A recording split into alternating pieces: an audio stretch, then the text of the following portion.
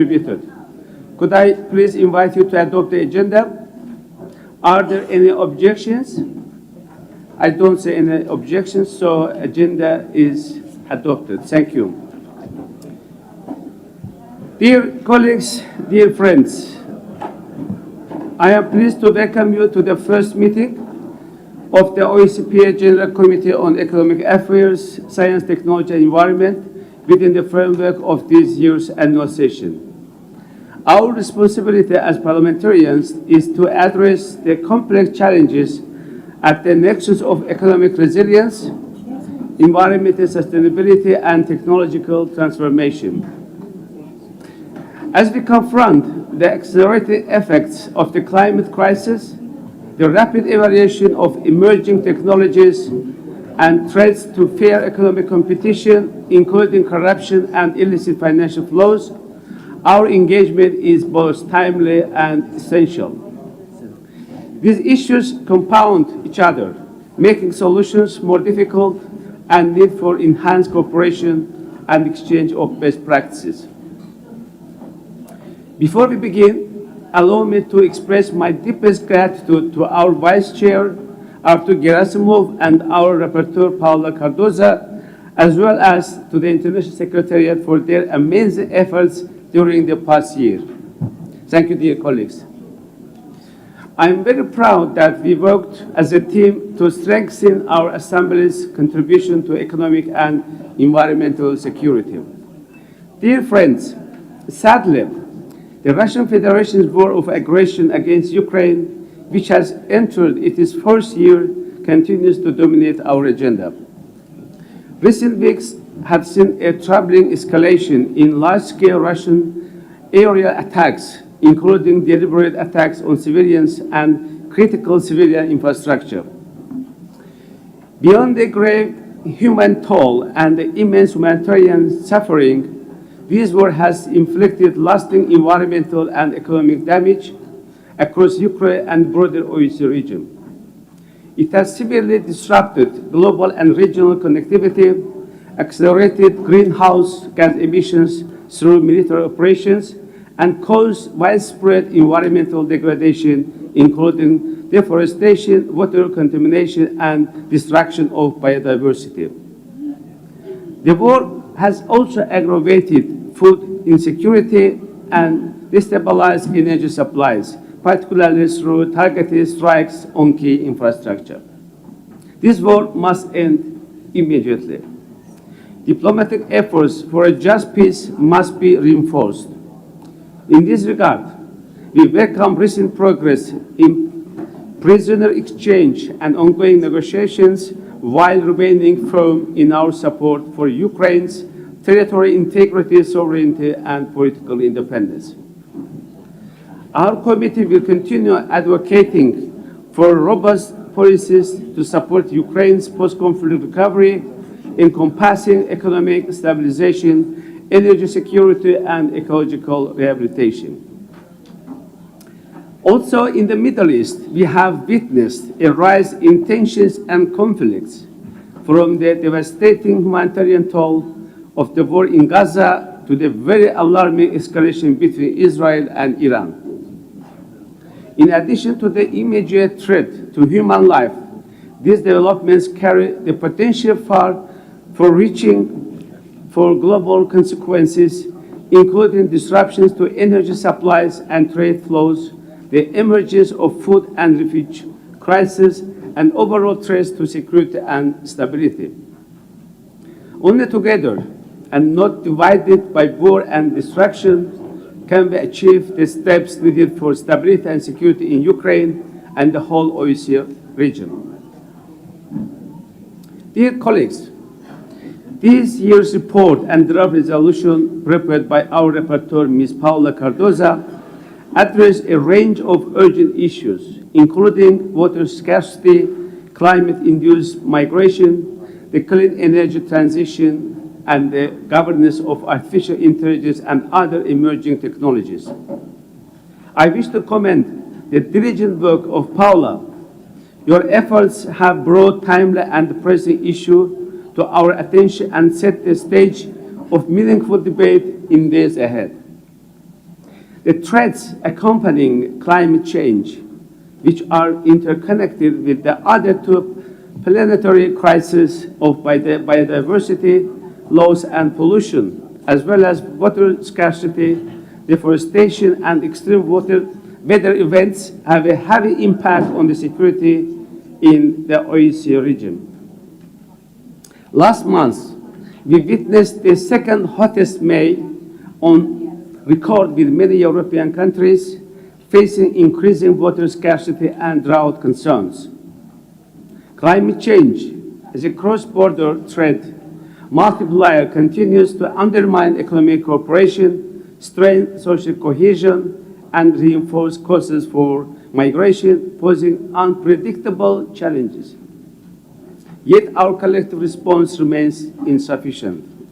The window of opportunity is unfortunately closing. More ambitious and coordinated actions is urgently required. We need to start acting as if there is no second planet. Our committee has long played a pioneering role in addressing environmental risks, ranging from air, water, and soil pollution to the health implications of environmental degradation. Since 2023, we have formally contributed to the Mediterranean Commission on Sustainable Development, focusing on this highly vulnerable region in collaboration with the United Nations Environment Programme. We continue to prioritize the shift to a greener, circular economy underpinned by renewable energy, sustainable agriculture, and innovative waste management to the benefit of all communities, ensuring a just transition where the cost and the benefits are shared equitably. The increasingly pressing topic of climate-induced migration was addressed at a special debate at our winter meeting in February, where once again we emphasized the critical role of the OSCE in advocating for effective legislative response and the multi-stakeholder engagement to mitigate these growing risks. Dear colleagues, another area to which we have consistently attached great importance is the governance of artificial intelligence and emerging technologies, including quantum computing. These innovations offer transformative potential, enhancing environmental monitoring, economic analysis, dissemination of information, or advancing threat detection and prevention.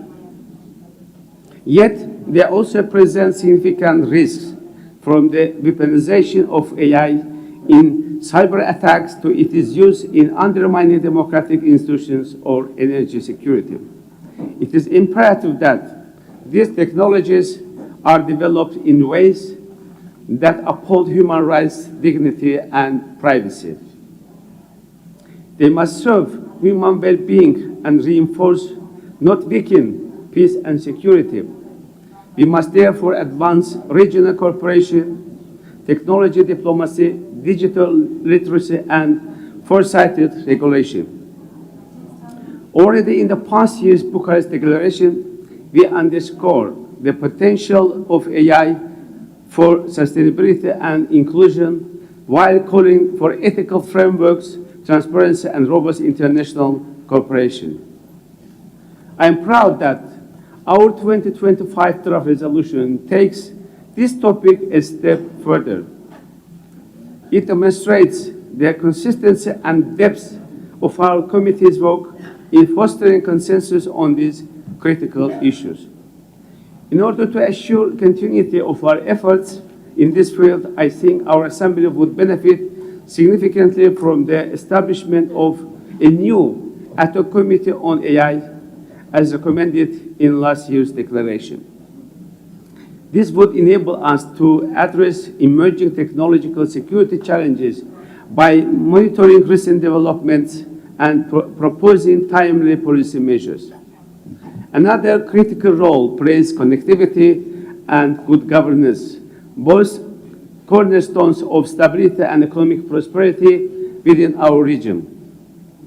With regard to international economic cooperation, I am particularly concerned about the rise in barriers and tariffs that risk disrupting international trade and fragmenting global supply chains. We should leverage our position to enhance economic connectivity and prevent trade disputes that undermine global trust. At the Fifth Silk Road Parliamentary Conference in Budva, Montenegro OSCE parliamentarians highlighted the importance of stable trade relations and economic and infrastructural connectivity as pillars of security and development. Another significant security risk is corruption, which weakens democratic governance, erodes the rule of law, and hampers regional stability. The OSCE has long championed anti-corruption efforts, and since 2023, we have actively contributed to the OSCE-wide anti-corruption focal point system. More recently, I directly presented our committee's key findings in this context at the Rome Interparliamentary Conference on Fighting Organized Crime, which was organized by the OSCE Special Representative of Fighting Organized Crime, Mr. Yevgeny Zofilyev. Dear colleagues, the growing relevance of our committee's agenda has led to greater attention to key second dimension issues by several special representatives whose mandates often took inspiration from the work of this committee. While these developments called for more coordination, we can see how much it has amplified our reach. I am proud that the second committee has made such collaboration a priority, and I take this opportunity to thank all our special representatives for their complementary efforts. Finally, strategic engagement with the OSCE's executive structure continued to be a priority this year as we work to align our security agenda.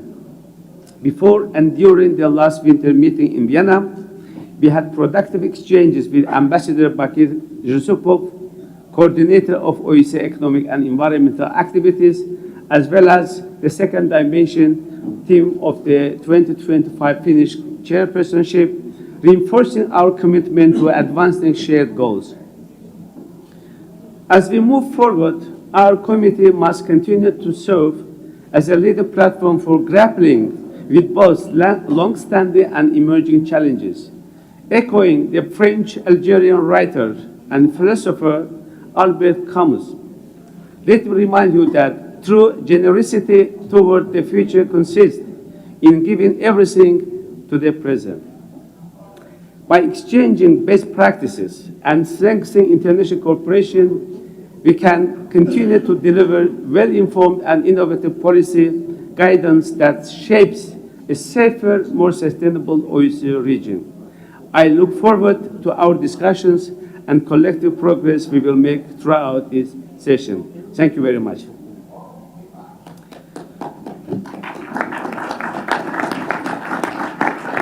Thank you. Thank you very much, dear colleagues.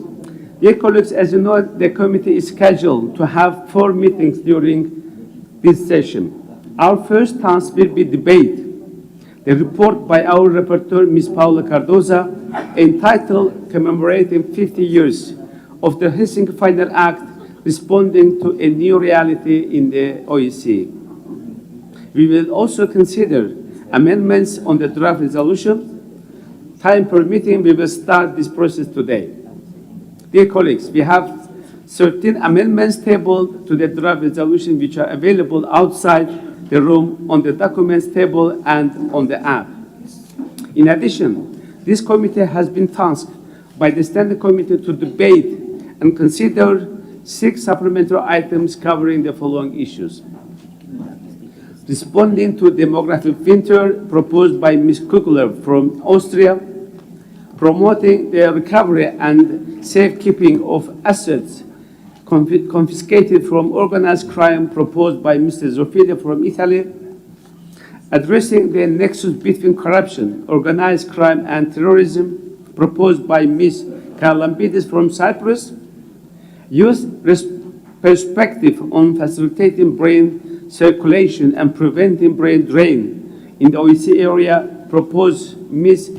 Takur from Slovenia, climate change, corruption and security, addressing interlinked threats in the OSCE region, proposed by Mr. Pons from Spain.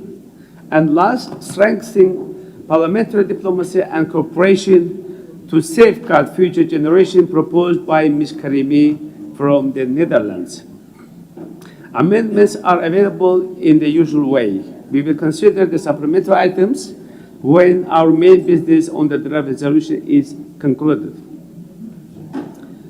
Dear colleagues, may I remind that the election of committee officer for the next annual session of the Assembly will take place during the committee's final session, which is likely to take place on Wednesday, 2nd of July at 9 a.m.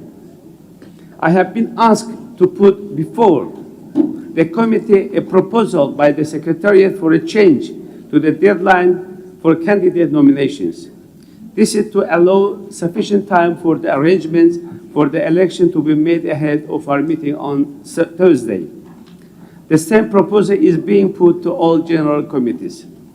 Under Rule 36, paragraph 5, the Secretariat would like to ask the committee to agree that the deadline for nominations for the committee officers shall be 6 p.m. on Thursday, 1st of July. Are there any objections to that proposal? I don't see any objection. The proposal is adopted. Thank you.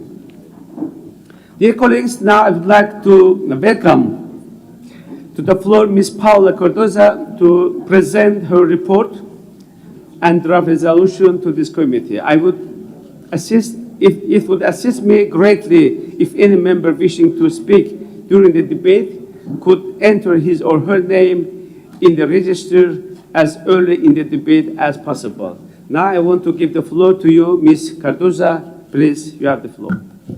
Thank you. Thank you, Zai. Thank you for your nice president, your nice words. And if you don't mind, it's the only chance for me to speak Portuguese is in Portugal. So I will take my presentation in Portuguese. That's my country language. I mean my country. I think you all understand that. Thank you for your comprehension. Senhor Presidente, caros colegas, obrigado por me dar a palavra para apresentar o projeto de relatório e de resolução da nossa Comissão.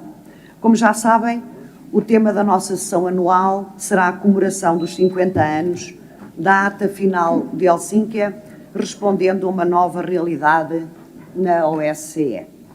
No ano em que celebramos o 50º aniversário da ata final de Helsínquia, vale a pena voltar a analisar os valores fundamentais desse documento que continua a constituir a base dos princípios desta organização. Quanto ao relatório e à resolução, ambos os documentos foram distribuídos e penso que já tiveram todos a oportunidade de os ler. Limitar-me-ei a desenvolver alguns tópicos que estão no centro das nossas preocupações. Sobre as alterações climáticas, a escassez de água e as migrações, que estamos a enfrentar uma crise crescente nesta matéria. A última década foi a mais quente de que há registro, sendo que 2024 foi o ano mais quente de sempre, assinalando mais um marco alarmante. As alterações climáticas já desalojaram milhões de pessoas, obrigando-as a abandonar as suas casas devido a fenómenos meteorológicos extremos e à degradação ambiental. Só em 2024, o aumento das temperaturas globais conduziu uma média de 41 dias adicionais de calor extremo. Neste contexto, os últimos desenvolvimentos em alguns países do espaço OSCE são profundamente preocupantes. Eventuais decisões sobre o enfraquecimento do Acordo de Paris põem em causa os esforços de todos os Estados-partes e ameaçam a continuação das negociações, nomeadamente os acordos alcançados durante a COP29 em Baku. A escassez de água e o acesso limitado a fontes de água potável são também preocupações globais. Embora as diferentes sub-regiões da OSCE enfrentem desafios distintos, neste contexto é crucial destacar as vulnerabilidades específicas do Mediterrâneo e da Ásia Central. Os refugiados climáticos são atualmente uma realidade em todos os continentes. Nos últimos 15 anos, as guerras e as catástrofes climáticas triplicaram o número de pessoas deslocadas internamente em África. É, por conseguinte, essencial adotar uma abordagem global da migração no contexto das alterações climáticas. No entanto, as projeções relativas à migração climática devem ser abordadas com prudência, uma vez que números exagerados podem fomentar o medo e a xenofobia.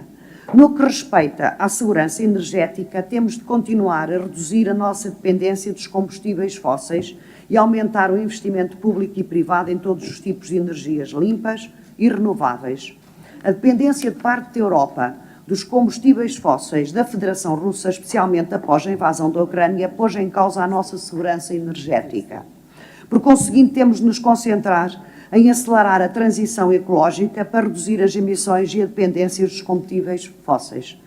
No que respeita ao desenvolvimento económico, a promoção da boa governação, a reconstrução da Ucrânia e o reforço da cooperação transfronteiriça são áreas a que devemos prestar mais atenção. O reforço da boa governação em toda a região da OSCE é essencial para garantir a estabilidade e a prosperidade económica. A corrupção continua a ser um desafio significativo em termos de segurança.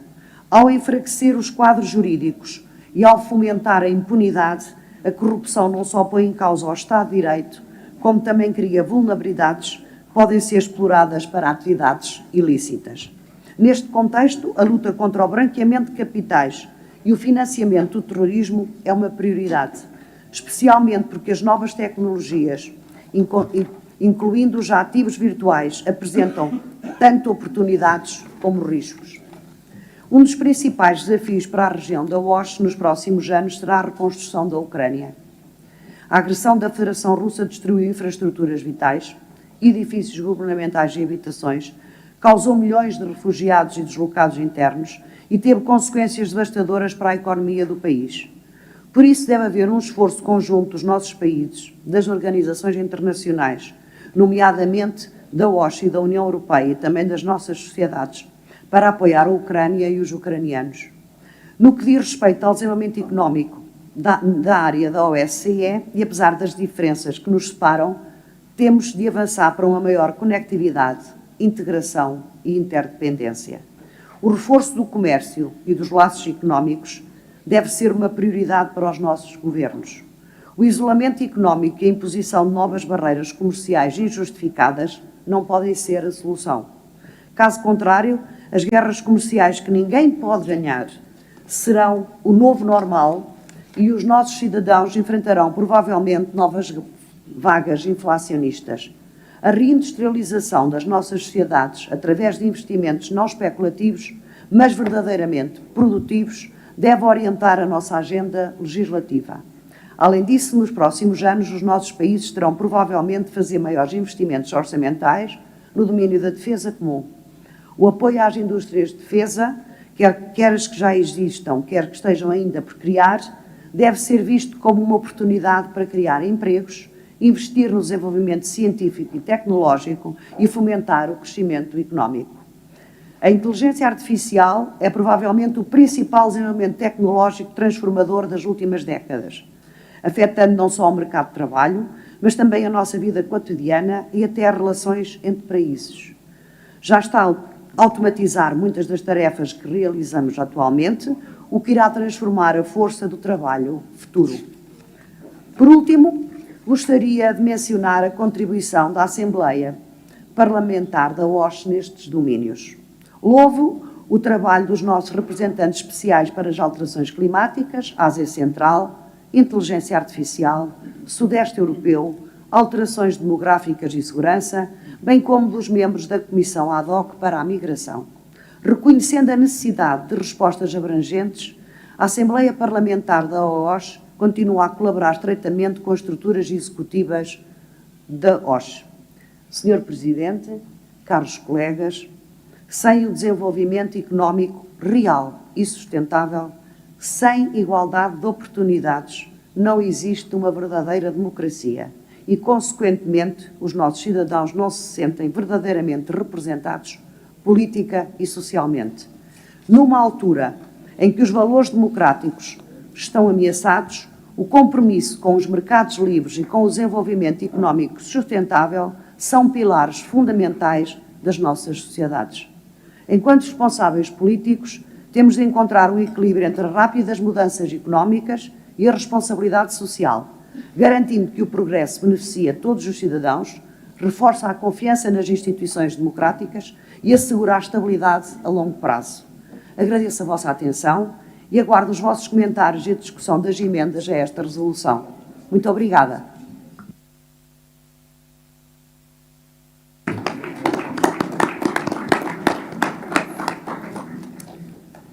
Thank you very much, dear Paula, for really very comprehensive and a very interesting presentation, and also draft resolution you prepared for the annual session in Porto. I hope that we will have an interesting debate. Now, dear colleagues, the floor is open for debate. The time limit for speeches is 2 minutes, if you don't mind. If there are lots of members wishing to speak, I may reduce the time limit further to try to accommodate as many people as possible. So I have the list of the speakers. Now I will start from our first speaker, who is Mr. Artur Gerasimov. As you know, he is the vice chair of the committee. I, with great pleasure, want to give the floor to Artur. Please, Artur, you have the floor. Thank you very much. Dear colleagues, first of all, I want to welcome you from all our team here on the second committee meeting, because I strongly believe, for many years being a member of our committee, that we are the most important committee in this assembly. And you know, a lot of people, of course, were underestimating that, but after COVID, when exactly our committee was on the edge, after AI, where exactly our committee was on the edge, it was exactly we were speaking about these issues, I think my belief that we are the most important committee in this assembly now, many people really shared.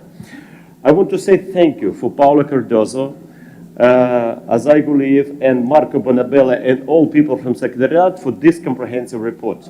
I strongly support it and kindly ask you to support this report. Why? Because in this report, we are paying attention for all extremely important topics. Of course, climate change, of course, global warming, migration, but not only migration, but migration including internally displaced persons. Because Ukraine now, we not only have millions of people who left the country, refugees, but we also have millions of people who displaced inside the country, and not only Ukraine. The key point that many countries in the world really have the same situation. Also, fight with corruption. We need to pay attention to this. Why? Because corruption is killing the countries. Corruption is killing the societies. And it's really on a very good level mentioned in the report. Of course, water issues. We are not forgetting about Middle Asia. Why? Because always water issues, especially in the Middle Asia, in the attention of the second committee and this assembly as well, because we have special rep and we have a lot of visits of our representatives to the Middle Asia with purpose on the ground to see what's going on with this extremely important issue. And last but not least, two main issues, AI. And me personally, I will strongly support amendment of our colleagues from Italy about creation of ad hoc committee on AI.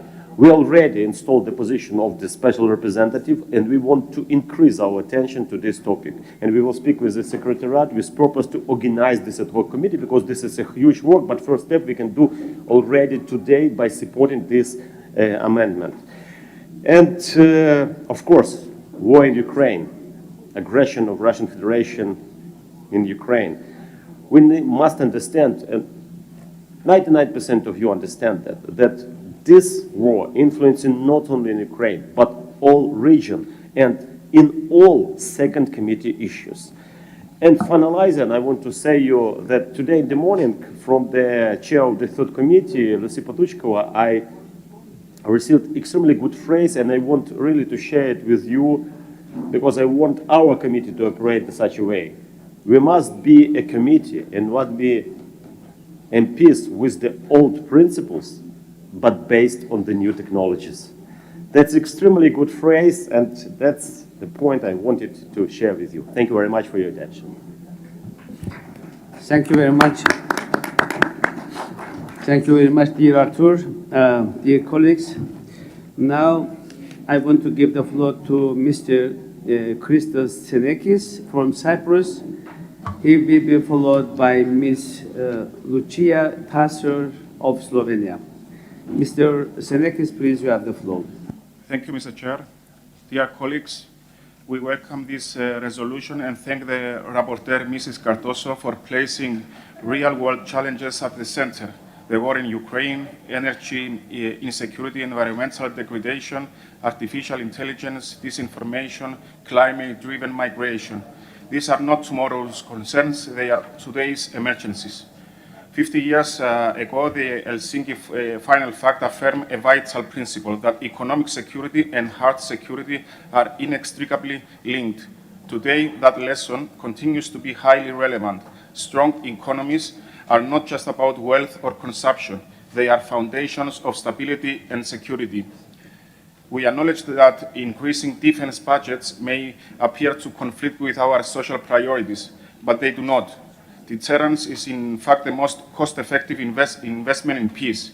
In this light, Cyprus recognizes the strategic significance of the Rearm Europe plan as part of the EU's broader efforts to strengthen its defense industrial base and deterrence capabilities. At the same time, we reiterate that the direct or indirect participation of third countries in EU defense programs and funding mechanisms must be strictly conditional on respect for the sovereignty, territorial integrity, and sovereign rights of all EU members without exceptions. Finally, while we pursue strategic autonomy and climate goals, we must also safeguard our economic competitiveness. The green transition remains an urgent necessity, but its implementation must be balanced and paced in a way that preserves competitiveness. As Europe risks failing behind, especially in comparison to actors like China, it is imperative that we support innovation and industry to retain our edge. Excessive taxation and tariffs would not assist in this regard. And turning to the Middle East, persistent uncertainty continues to affect stability and economic security. Cyprus feels the impact acutely. The spillover effects, both economic and geopolitical, are real for Cyprus and Europe. We very much welcome the ceasefire agreement between Israel and Iran and hope that it will hold out and allow a return for stability. And we believe that the OSCE must continue to monitor these dynamics closely and encouraging constructive regional dialogue while strengthening humanitarian, energy, and security coordination across the Eastern Mediterranean. Cyprus, for its part, remains committed to serving as a bridge between Europe and Middle East through diplomacy, cooperation, and principled engagement. Thank you so much. Thank you very much. Our next speaker is Ms. Lucia Tasser of Slovenia. She will be continued by Ms. Maya Bitadze of Georgia. Madam Tasser, you have the floor.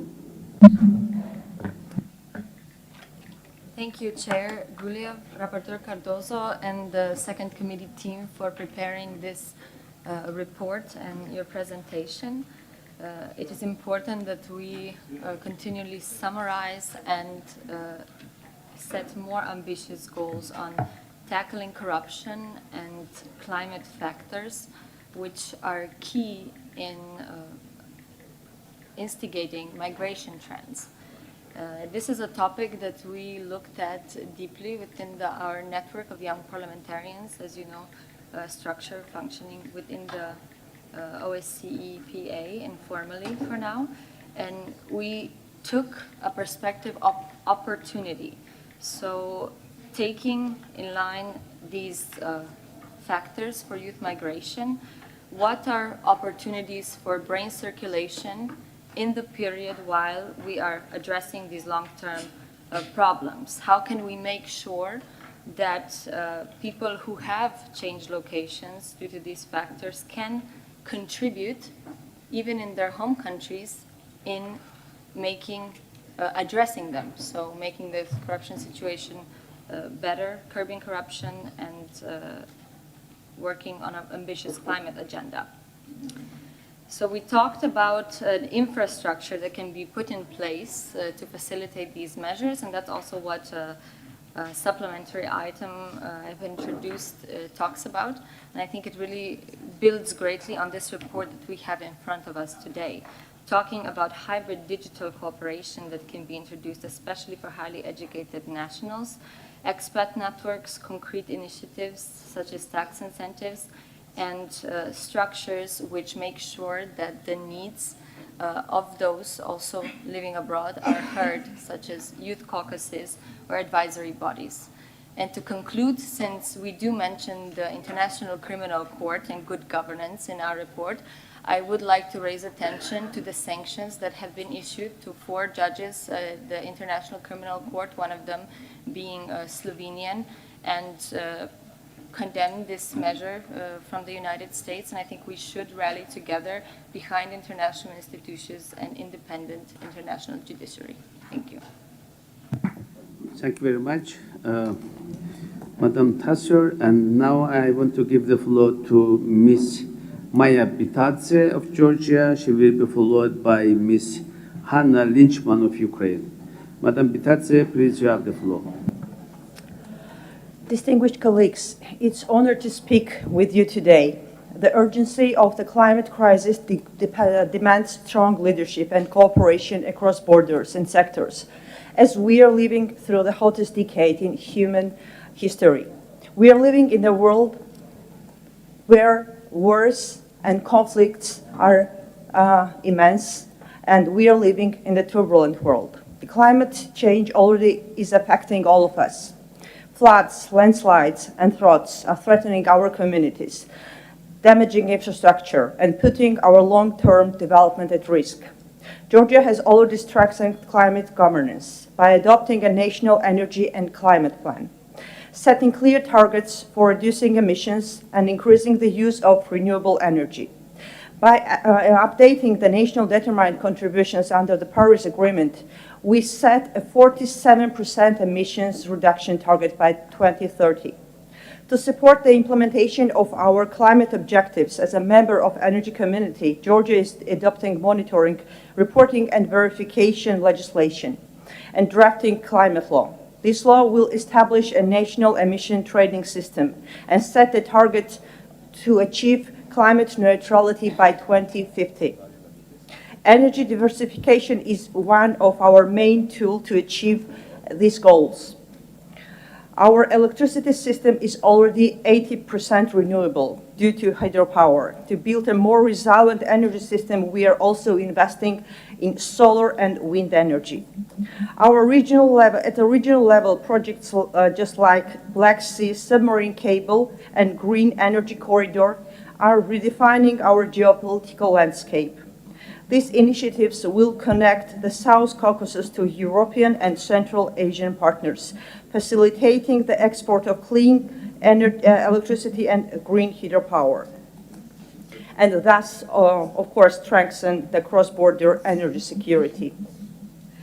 Our efforts and commitments are in line with recent OSCE Parliamentary Assembly resolution and the draft resolution we will adopt at this session, especially as it calls to enhance climate adaptation, accelerate clean energy diversification, strengthen cross-border cooperation, and promote long-term environmental and economic resilience. Thank you very much. Thank you very much, Madam Bitadze. Now I will give the floor to Ms. Hanna Linkman of Ukraine. She will be followed by Mr. Cosmin Corendia of Romania. Please, Madam Lichman, you have the floor. Thank you. Dear colleagues, on behalf of the Ukrainian delegation, I would like to express our full support of the appeals to include it in the resolution text, particularly those addressed to aggressor state, the Russian Federation, urging it to end a brutal war of aggression against Ukraine. At the same time, I must emphasize, this is not only a war against Ukrainian people, it's a war against entire democratic world. We're witnessing how authoritarian regimes are united around the Russian Federation, assisting in the daily bombardment of peaceful Ukrainian cities with drone ballistic missiles and even sending military personnel to support offensive operation on the front line. These are not isolating acts of violence. They are part of large assault of principles that bind our democratic societies together. Therefore, I strongly urge the international community to understand this is not merely a struggle of Ukrainian survival. It's a defining moment for the resilience of democracy and international law across the globe. Regarding the resolution, the Ukrainian delegation has proposed several additions, particularly to paragraph 44 to strengthen its language and moral clarity. We believe the OSCE Parliamentary Assembly should call to the Russian Federation to immediately cease all military activities in Ukraine and unconditionally withdraw all forces and military equipment from the entire internationally recognized territory of Ukraine, release Ukrainian prisoners of the war and unlawfully detained Ukrainian civilians, return abducted Ukrainian children, compensate Ukraine for the damage caused into people, land, nature, and infrastructure. Furthermore, we propose that the Assembly condemn the deliberate and cynical missiles attacks on peaceful Ukrainian cities that have caused suffering, including the tragic deaths of civilians, children, women, and elderly. Dear colleagues, I apologize for this emotional tone of my remarks, but as I was departing from my hometown of Dnipro to attend this session, the Russian Federation launched a ballistic missile strike on the city's railway station, just meters away from where I stood. The force of this explosion told through everything at its best, enduring killing innocent civilians. This trauma is something no one should ever experience, and we simply cannot allow it to continue. Thank you. Thank you very much, Madam Lynchman. Now, next speaker, I want to acknowledge Mr. Cosmin Lon Conenda of Romania. My friend, please have the floor. And he will be followed by Mr. Oleg Ruma of Belarus. Please. Thank you, Mr. Chair, and we'd like to start by thanking Ms. Cardoso and the entire International Secretariat for the wonderful report and the resolution. As Mr. Cardoso was saying, we are policymakers, and I believe that in this regard we should pay some attention to the language we use, as it might be referenced in the future for further research and more raise attention of in other international institutions for future cooperation. In this regard, I would like to raise your attention on the language which is used in relation to the migration process. Although migration is a positive process, over 2,000 years of migration in this world, in this late decade or in this late century, we faced some forced migration, also known as displacement, relocation, or even immobility, which we believe that could be harmful for our societies. People who are forced to move, although they don't intend to. And in this segment, we are talking about climate migration, when climate change is becoming one of the main factors, scientifically not proved to be exclusive factor in relation to the forced migration process. Here is in the report, we have the language on climate refugees, which we believe that it's a little bit too far and too comprehensive for future policy-making processes in the coming decades, mainly because the Convention of 1951 and the 67 Protocol on the refugees do not mention climate as a reason why the people should come to other countries, internationally migrate, and ask for refuge. We have race, nationality, religion, belonging to a social group or even a different political opinion on one of the 5 main triggers in Article 1 which can draw to the refugee status. So in this regard, using climate refugees may be a little bit incorrect for the future reference. As policymakers, we believe that this should be addressed, and we're going to come with some specific language related amendments in the future intervention. Thank you very much. Thank you very much, Mr. Korendia, for your remark. Now our next speaker is Mr. Oleg Ruma of Belarus. He will be followed by Mr. Zoltan Bona of Hungary. Mr. Ruma, you have the floor. Уважаемые члены Ассамблеи, наряду с обеспокоенностью большинства государств мира в связи с возникновением новых экологических вызовов и угроз, делегация Республики Беларусь обращает внимание на фактор, который в значительной степени сдерживает устойчивое развитие и экономический рост во всех странах.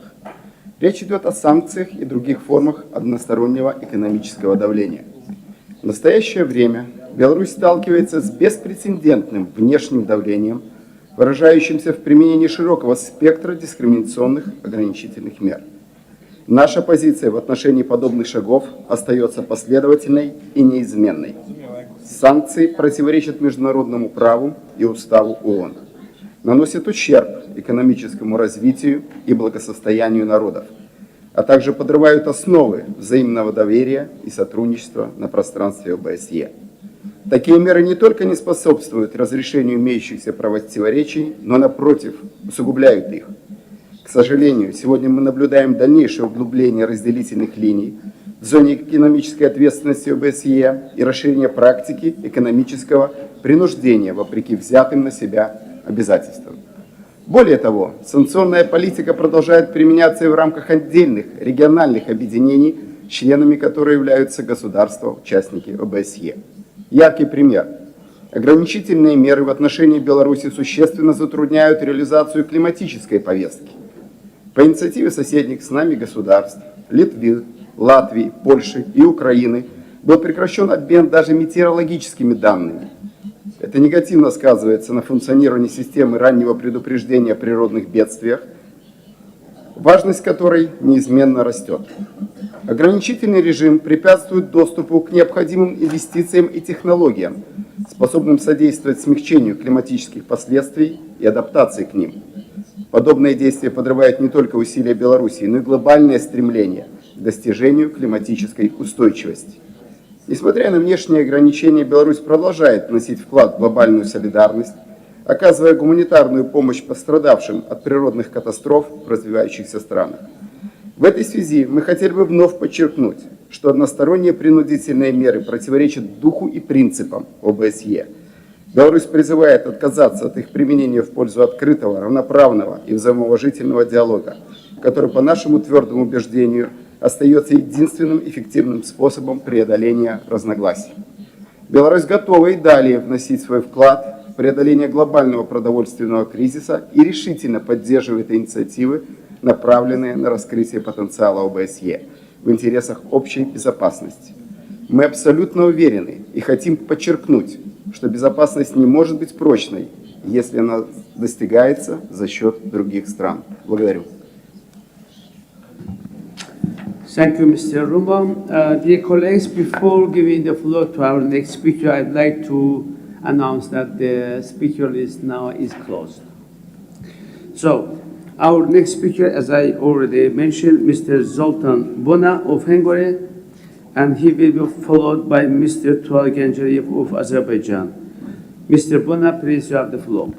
Thank you very much. We are convinced that the OSCE is still the most appropriate and inclusive platform for dialogue on issues related to European security. Ever since its establishment, the OSCE has been a vital component of the international security architecture, owing to its comprehensive approach to security. It is imperative to find ways for the OSCE to exploit its traditional role of diffusing tensions and promoting better understanding. The environmental and economic dimension is an integral part of the OSCE's comprehensive security approach. Hungary reiterates its support for the priorities of the Finland's chairpersonship this year, including efforts to build resilience to security threats caused by climate change. We recognize the links between climate change, environmental degradation, peace and security, and remain committed to working with partners to address these interrelated challenges with particular attention to the most vulnerable. The OSCE can greatly advance cooperation in the field of the environmental and economic dimension, given that the challenges we face affect all participating states in one way or the other. We also believe that the readiness to cooperate in this field is currently greater than in the other two dimensions. So the second dimension should be used enhanced dialogue within the OSCE and thereby its credibility. Thank you very much. Thank you, Mr. Buna. Now I'd like to give the floor to Mr. Genceriev of Azerbaijan. He will be followed by Mr. Eurico Brilante Dias of Portugal. Mr. Genceriev, please, you have the floor. Merci, cher Monsieur le Président, chers collègues. En raison de sa situation géographique stratégique, l'Azerbaïdjan s'est engagé activement à renforcer la connectivité régionale et assurer des échanges commerciaux et des communications de transport diversifiés et sûrs entre l'Europe et l'Asie. Au cours des dernières décennies, le gouvernement azerbaïdjanais a investi dans les infrastructures de transport et de logistique et a permis la mise en œuvre de projets de connectivité régionale. La ligne ferroviaire Bakou-Tbilisi-Kars, récemment modernisée, le port maritime commercial international de Bakou, première de la région à recevoir le certificat EcoPort, port vert de l'Organisation des ports maritimes européenne, ainsi que la zone économique libre d'Alat en sont quelques exemples emblématiques. Chers collègues, l'Azerbaïdjan est un pays de premier plan dans la région du Caucase du Sud, tant sur le plan politique qu'économique, grâce à sa position stratégique, ses ressources considérables et sa politique intérieure et étrangère dynamique. Surnommé fournisseur pan-européen de gaz, l'Azerbaïdjan contribue à la sécurité énergétique de 10 pays européens grâce à des infrastructures de classe mondiale, le corridor gazier méridional. Parallèlement, notre pays émerge rapidement comme un nouveau centre de production et de transmission d'énergie verte depuis la mer Caspienne et l'Asie centrale vers l'Europe via un câble sous-marin de transport d'électricité par la mer Noire. La COP 29, qui s'est tenue en novembre dernier à Bakou, constitue l'exemple le plus récent de la contribution de l'Azerbaïdjan à la résolution des défis mondiaux et régionaux, ainsi que des menaces transnationales nécessitant une action collective. Merci beaucoup. Thank you very much, Mr. Genceriev. Now, I want to announce our next speaker, who is Mr. Dias from Portugal. He will be followed by Mr. Lecamp from France. Mr. Dias, please, you have the floor. Thank you, dear Chair. Welcome to Portugal. Welcome to our beautiful city of Porto. Allow me to switch to Portuguese, please. Caros colegas, primeiro cumprimento muito especial à minha colega Paula Cardoso pelo relatório, que reflete no essencial as nossas preocupações, as nossas prioridades e aquilo que consideramos importante para a nossa região. Queria sublinhar também que a nossa região continua a ter dentro do seu espaço uma guerra injusta, uma guerra que faz com que seja difícil falar de desenvolvimento económico quando a Ucrânia continua a sofrer uma agressão que viola todas as normas internacionais, todo o direito internacional. E por isso quero deixar hoje aqui uma expressão de solidariedade, uma expressão de grande apoio às autoridades ucranianas e a solidariedade com a nossa delegação ucraniana a esta reunião no Porto. Mas queria dizer também para finalizar, que sempre entendemos que a OSCE é um espaço para desenvolver a cooperação económica e que a cooperação económica é uma forma de garantir uma paz sustentável. E que essa paz sustentável precisa do envolvimento dos cidadãos, mas na cooperação económica precisa do envolvimento das pequenas e médias empresas. E nós podemos fazer mais, muito mais, para ter mais comércio entre países, comércio cross-border, para ter mais investimento estrangeiro em áreas estratégicas para combater as alterações climáticas e garantir uma adequada transição energética, e que os nossos governos e os parlamentos devem continuar a pugnar por uma cooperação económica e comercial com menos barreiras tarifárias que garanta uma paz sustentável para o futuro. Muito obrigado.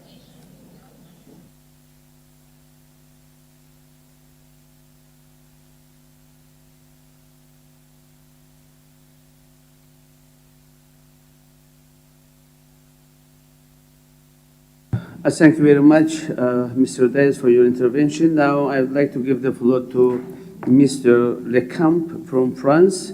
He will be followed by Mr. Lacrdis of Belgium.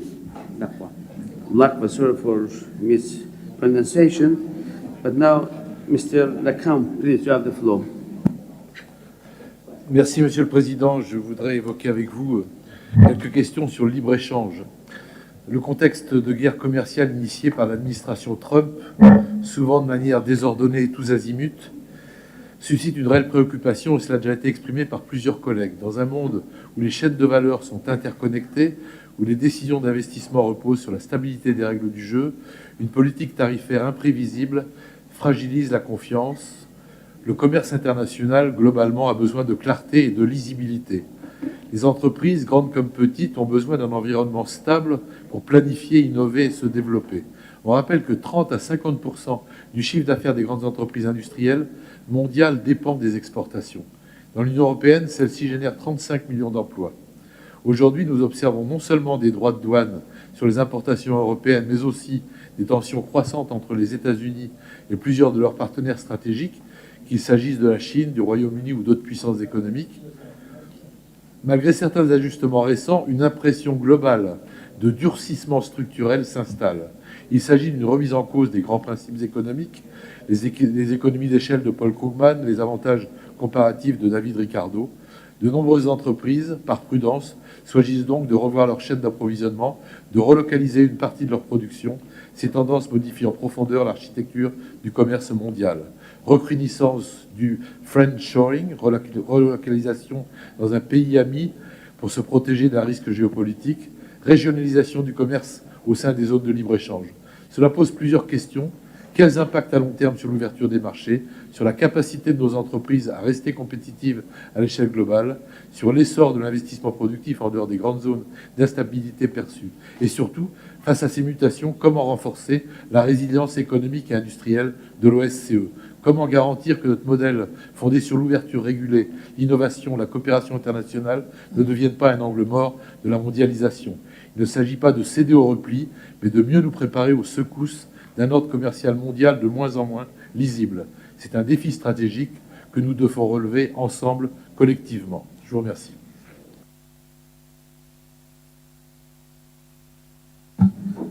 Thank you very much, Mr. Lecamp. Now I'd like to give the floor to Mr. Lacqua of Belgium. He will be followed by Lord Bruce of UK. Mr. Lacqua, you have the floor. Merci, Monsieur le Président. Merci, Madame la rapporteure, pour l'excellent travail que vous avez fourni. Toutefois, j'ai une intervention qui va se programmer en 2 points. Je voudrais faire référence aux points 38, 41 et 42 de la résolution, où vous parlez d'utilité croissante des connaissances en matière de médias et de promotion de l'esprit critique, de reconnaissance de la bonne gouvernance et de vos préoccupations par le fait que beaucoup d'États sont corrompus. Je voudrais quand même rappeler ici dans cette salle qu'en ce qui concerne l'Azerbaïdjan, des journalistes viennent d'être encore arrêtés et condamnés à de lourdes peines de prison, des journalistes indépendants du régime parce qu'ils avaient dénoncé le régime corrompu du président Aliyev. Il s'agit du directeur d'Abzas Media, Ulvi Hassanli, du chef Sevinch Abbasova Hafiz Babali, Farid Meharalezida, de Nargis Absalamova, d'Elnara Gassimova, de Mahamad Kekalov, et qu'un chercheur de l'Université libre de Bruxelles, Barouf Samadov, a été condamné à 15 ans de prison pour avoir tenu des propos qui ne convenaient pas au régime Aliyev sur le Haut-Karabakh. Donc je voulais savoir comment l'OSCE allait se préoccuper du sort de ces personnes, puisque aujourd'hui 36 journalistes indépendants sont arrêtés et emprisonnés en Azerbaïdjan, et que l'Azerbaïdjan n'implémente plus les jugements de la Cour européenne des droits de l'homme.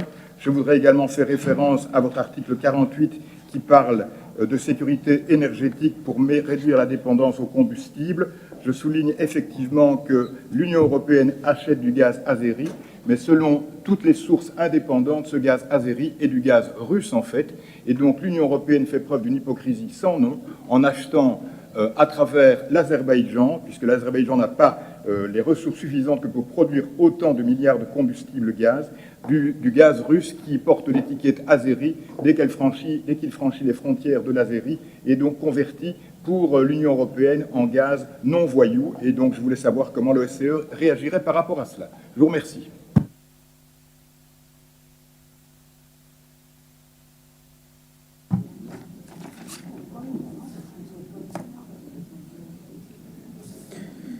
Thank you. Now I'd like to give the floor to Lord Bruce of UK. He will be followed by Mr. Muratori of San Marino. Thank you, Lord Bruce, please, you have the floor. Thank you, Mr. Chair, and thank you to the rapporteur. I want to just make a link between the section in the report on migration and artificial intelligence. The migration report talks about the possibility of 2 million workers lost and the requirement for immigration to fulfill that, whereas the artificial intelligence section highlights the fear that people have of the loss of jobs that it may cause, and it seems to me that it may be possible to bring these two things together. I absolutely recognise the value of migrants, the contributions they make, but the UK, for example, had more than 1 million legal migrants visas issued last year, and it does cause concern amongst the population about the scale of it. And it also leads to political opportunists who seek to use it to divide our communities, and that has a very bad impact on previous immigrants who have become integrated citizens, but nevertheless can be demonized as being part of the migration problem. So I would just suggest, and I would commend Amendment 10, which calls for an ad hoc committee on AI, that we should look at the way AI might contribute to helping us to manage the migration at a level which society and communities will find acceptable, and we diminish those who wish to exploit those divisions, as we're certainly experiencing in the UK and in other parts of member states. So I hope that that may be taken forward.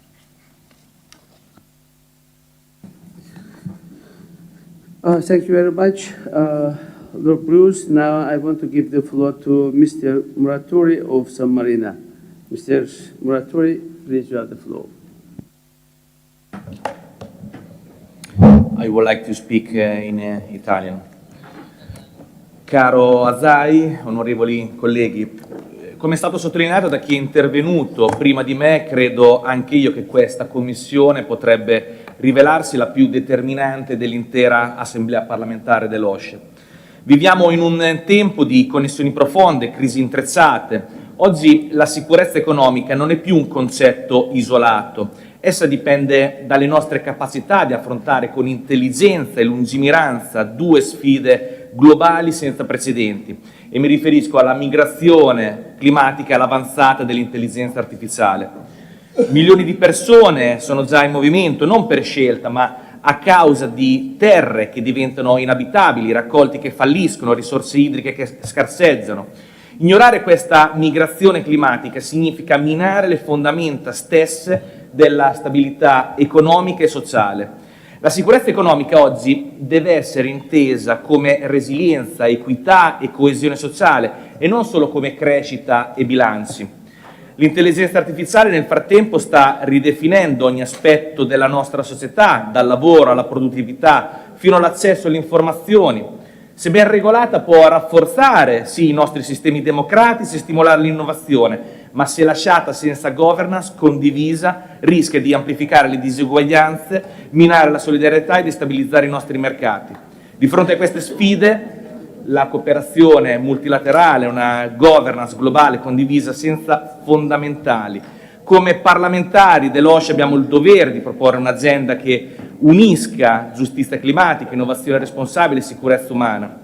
Ma sono anche interessato a rafforzare una piattaforma di cooperazione digitale sotto l'egida dell'OSCE che consenta di sviluppare linee guida per un'intelligenza artificiale equa e sicura, orientata al bene comune e alla protezione dei diritti umani.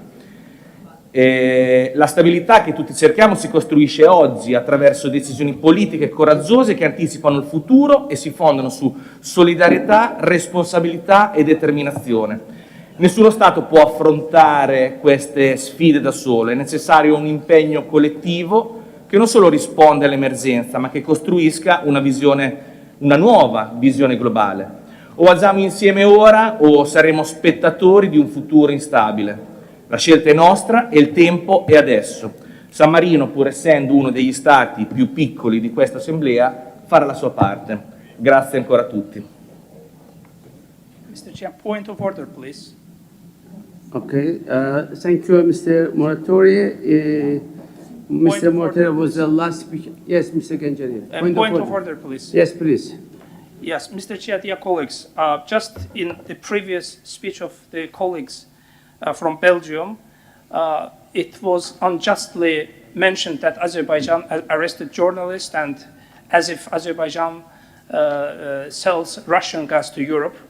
These are all fake justifications. Azerbaijan, first of all, has not arrested any people, any journalists in Azerbaijan because Azerbaijan's commitment to democracy and human rights remains unwavering. Everyone, regardless of his or her position, is equal before the law and is expected to comply with the legislation in force. The second issue, which is concerning the gas, Azerbaijan is selling its gas, its oil and gas resources to Europe, and you know that we have more than strategic energy cooperation agreements signed with more than 10 countries, and 10 European countries are purchasing Azerbaijani gas and saying that Azerbaijan is transporting Russian gas to Europe is nonsense, and I condemn and I reject this accusation against my country. Thank you very much. Thank you, Mr. Ganjariyev. I didn't want to interrupt you, but the point of order is about the procedural issue, Mr. Ganjariyev. I just to remind you. I would like the floor. Yes, please. Okay, please. Yes. Monsieur le député ou sénateur azerbaïdjan, vous dites que je raconte des mensonges sur les prisonniers azerbaïdjanais.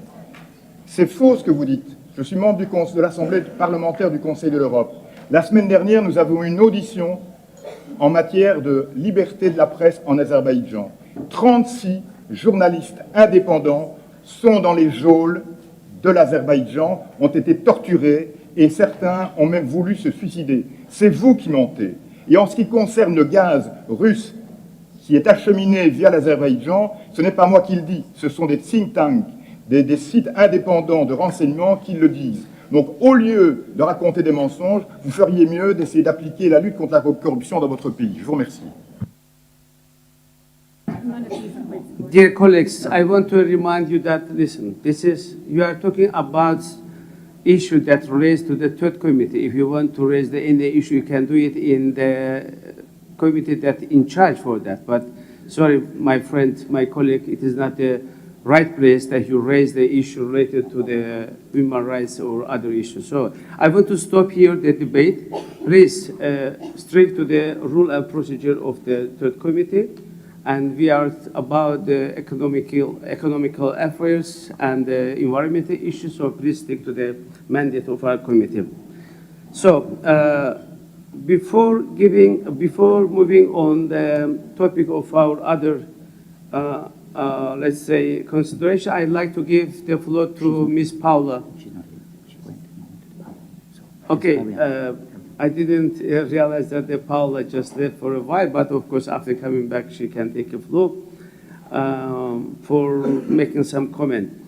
But now we will consider the amendments submitted to the draft resolution. As I already mentioned, 13 valid amendments have been tabled, and the copies of the amendments have been made available. In discussing amendments, I will call the proposer of the amendment first, and then we'll call any opponent of the amendment. I will then ask the sponsor of the draft resolution, Ms. Cardoza, if she has any opinion to propose or to share with you.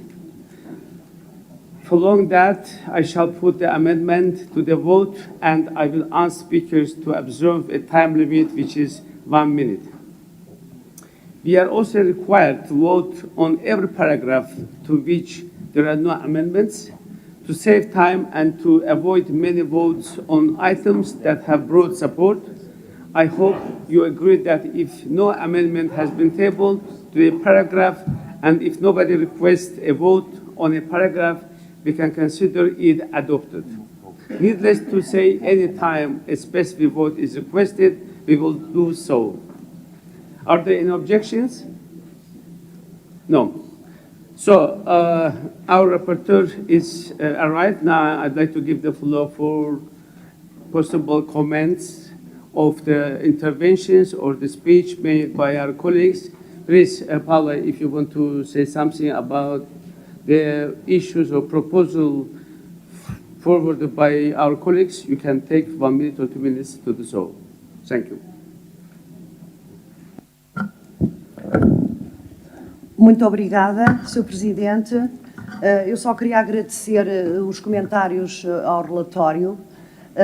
Não há aqui um ponto ou outro que, de facto, estão nas emendas, mas eu esperaria a apresentação e a justificação que levaram a propor essa emenda para, então, dar a minha opinião sobre isso e também poder ou acolher, porque, evidentemente, que as sugestões podem ser para melhoria e as melhorias são sempre de aceitar.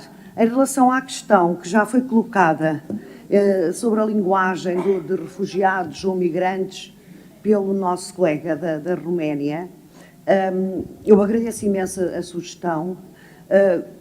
Espero que depois façamos em conjunto uma ponderação por uma razão seguinte, por uma razão que vou explicar. O refúgio e o asilo são mecanismos internacionais de proteção a estrangeiros que não podem ou não querem regressar ao seu país de origem, por vários motivos. O refúgio é geralmente concedido a pessoas que fogem de conflitos armados ou de violência generalizada, enquanto o asilo é concedido por motivos de raça, religião, nacionalidade, grupo social ou opiniões políticas ou perseguição política. A convenção que refere, a Convenção de Genebra de 1951, já teve inúmeros protocolos adicionais, uma vez, como compreendemos, 1951 tinha uma realidade, era o pós-Segunda Guerra Mundial, foi pensada, o conceito de refugiado e de asilado foi pensado nessa circunstância e desde aí para cá, estamos em 2025, já teve muitos protocolos adicionais e provavelmente também poderemos nós pensar que as formas que estão aí consagradas de refúgio e de asilo podem ser melhoradas. A Convenção não é um documento fechado, hermético, que não possa sofrer os seus protocolos adicionais, o nosso contributo para melhorar. Mas estou disponível para depois falarmos um bocadinho sobre isso na altura própria. Muitíssimo obrigada a todos. Eu farei depois o comentário e a minha justificação e darei a minha opinião sobre as emendas à medida que forem apresentando. Muito obrigada. Thank you, dear Paula. Thank you very much. Now, I would like to start proceeding our rules, and as I already mentioned, we will now take paragraphs 1 to 12 together. I would like to ask you if anyone wishes to vote of any of these paragraphs separately. If not, we can consider paragraph 1 to 12 are agreed. So now I will start amendment number 1. I call now Mr. Corendi from Romania to move the amendment number 1. Please, Mr. Corendi, you have the floor. 1 minute. Thank you very much, Mr. Chair. This is on behalf of Mr. Harris from United States of America, so this is not a Romanian amendment. And Mr. Harris is suggesting to delete paragraph 13 completely, which is referring to deeply alarmed by the introduction of new unjustified trade barriers and tariffs that threaten the sovereignty, disrupt international trade, fracture global supply chains, trigger renewed inflationary pressures, thereby undermining economic stability and security across the OSCE regions. Thank you. Thank you very much, dear colleagues. As you know, according to our rules, if anyone from the sponsor is missing, is not present, any member of the assembly can move on his or her behalf. So Mr. Korenida just did the same, and he moved the amendment number 1 on behalf of Mr. Harris. So I'm now asking our colleagues if anyone wishes to speak against amendment number 1. No? Please, Canada. Thank you, Chair. Delegate from Canada, we're opposed to this amendment. As many of you know, we've been a long-time friend and ally of the United States of America, but we feel that under the current administration, we have very serious problems with their unjustifiable tariffs on many of the products in our country. We think this section should stay in. It recognizes the reality of the world with the new U.S. administration that we all have to address. Thank you very much. Now I will ask Ms. Cardoso's opinion of the amendment. Madam Rapporteur, please, you have the floor. Esta emenda que está patrocinada pelo Mr. Harris do United States of America não me parece que a supressão total deste parágrafo, eu até poderia entender que houvesse alguma adaptação linguística numa palavra ou noutra que pudesse... Primeiro, isto é geral, não é direcionado apenas e só aos Estados Unidos da América. É uma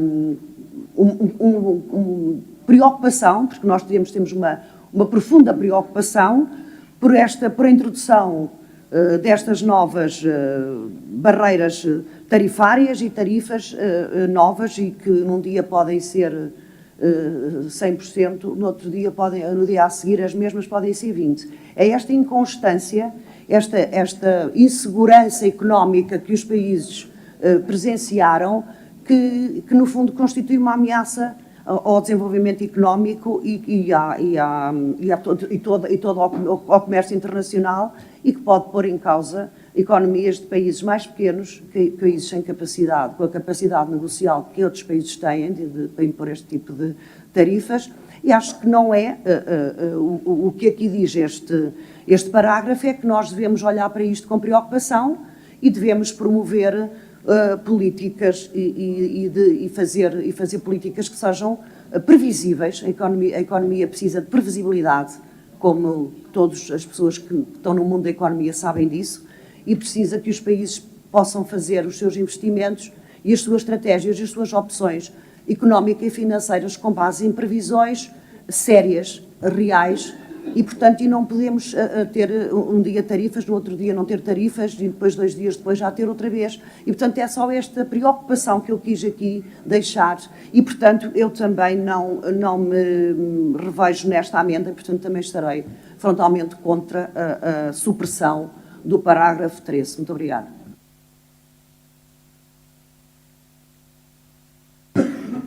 Thank you, dear Paula. Now, I shall put amendment 1 to the vote. First, I will ask who are in favor in the amendment, please raise their voting cards. Who are in favor? Please keep it up.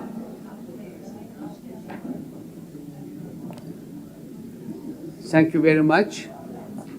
Who are against, please raise their voting cards. Keep it a bit up. Thank you.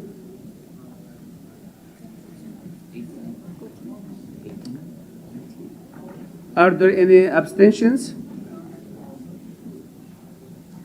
No abstentions.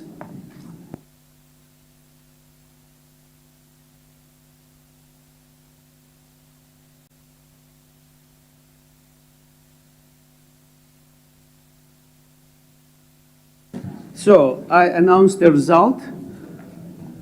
20 is in favor, 32 against, so amendment is defeated. Thank you.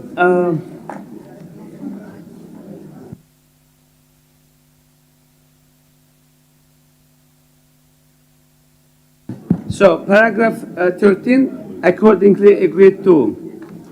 Now we will take paragraphs 14 to 21 together. Does anyone want to have a separate vote? Please take a floor. If not the case, so 14, 21. so paragraph 14 to 21 are agreed. Now we come to the oral amendments, which Mr. Karandaya wants to move.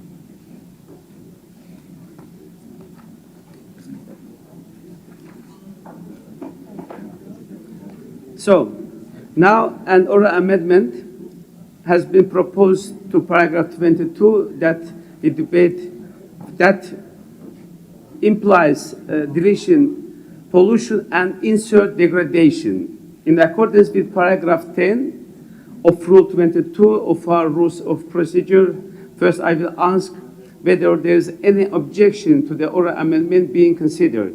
If there is any objection, the oral amendment cannot be considered and it falls. So, any objection for the oral amendment? No. You see the oral amendment on our screen? So, Madam.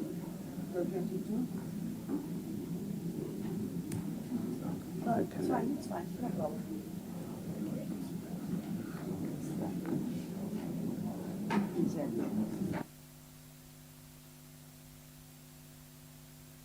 Okay, so if there's no objection, we will proceed to consider the amendment in the same way as other amendments. That is, we will hear from the proposer of the oral amendment, one speaker against the oral amendment, and the opinion of the rapporteur. We will then decide by a simple majority vote whether to adopt the oral amendment or not. Is there any objection to the oral amendment being considered? No. So, does anyone wish to speak against this amendment? Mr. Karandaya to speak in favor. So, Mr. Korende, take the floor. You can speak for your amendment. Yes, thank you, Mr. Chair. Thank you very much, Rapporteur Cardoso, for considering this amendment. It's just a matter of language and understanding and inclusiveness. Environmental degradation is a more larger generic term than environmental pollution, and this will help integrate in more than just element of climate change. Thank you very much.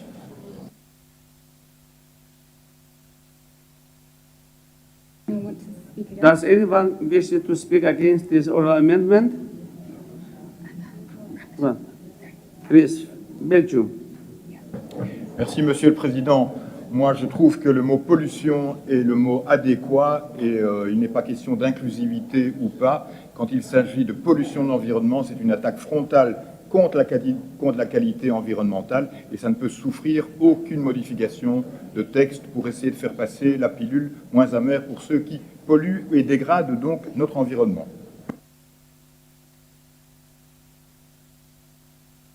Thank you. Now I will ask the opinion of Ms. Cardoso, our rapporteur. Madam Paula, please. It's okay for me. I see no problem. It's not only pollution, but it's destruction, it's degradation, it's okay. It's for me.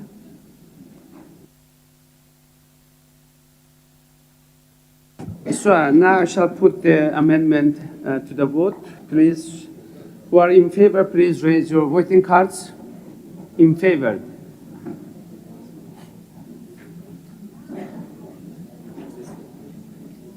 Please keep up a bit.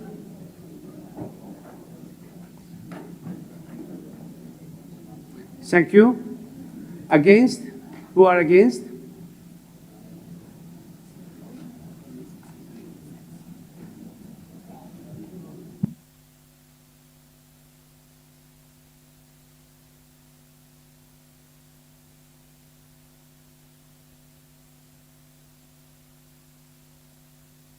So the result of voting is in favor 15, against 10. So the amendment is adopted. Thank you.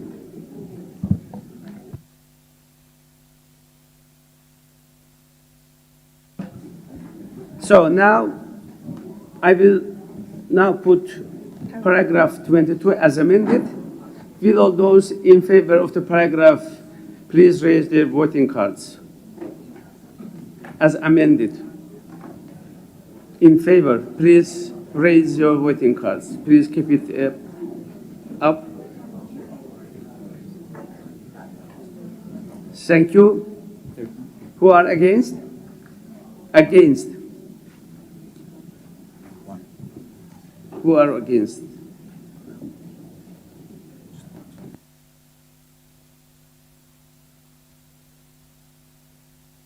Any abstentions?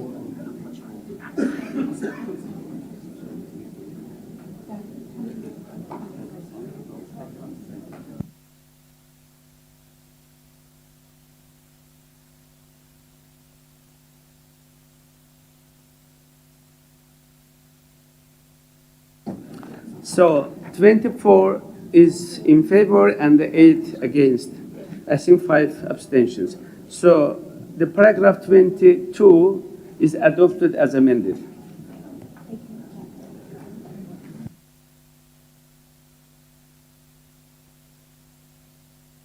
Paragraph 23.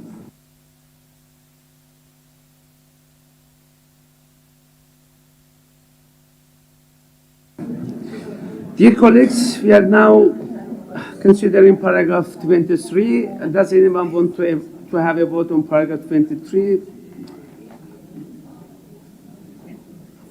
Nobody wants?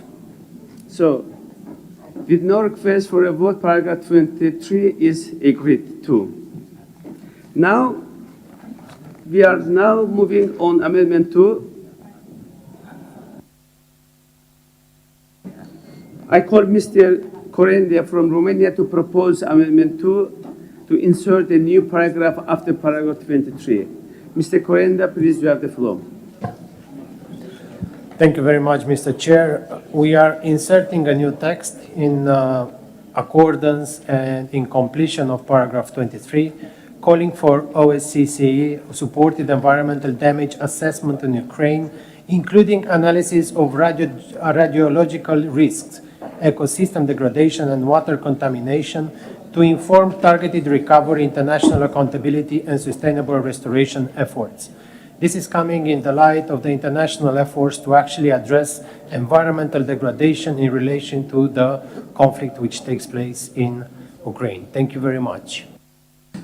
Thank you very much. Anyone wishes to speak against this amendment? No, it is not the case. What is the opinion of our rapporteur? I'm in favor. Thank you. Now I shall put amendment 2 to the vote. Will all those in favor of the amendment number 2 please raise their voting cards? In favor?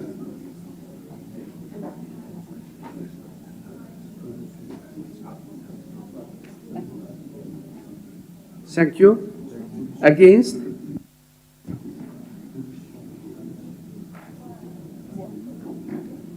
Thank you. Any abstentions? No abstentions. So 23 in favor, 1 against, no abstentions. So the amendment 23 is adopted. It's amendment 2, not amendment 20. Amendment 2 is adopted. So, dear colleagues, I think by that we can conclude today's session. I'd like to thank all our colleagues for your participation and contribution to our session today. So we will continue tomorrow at 9 a.m. See you tomorrow. Thank you very much again.